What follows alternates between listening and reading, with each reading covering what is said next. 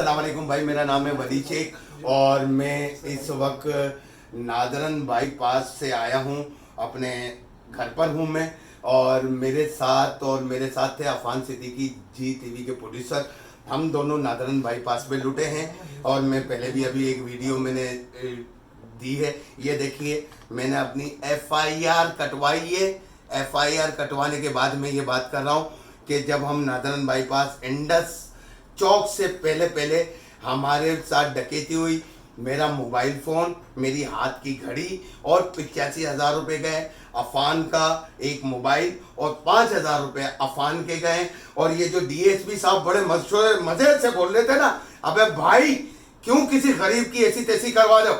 तुम्हारे इलाके में डकैती हो रही है, बंदे लूट रहे और नहीं देंगे तो वो मार देंगे। खुदा के लिए शरीफ लोगों के साथ ये ना करो, अपनी पुलिस को अलर्ट करो। झूठ ना बोलो कि डकैती नहीं हो रही है डकैती। मेरे साथ हुई है तो मैं बोल रहा हूं, अपनी पुलिस को बोलो कि काम करे।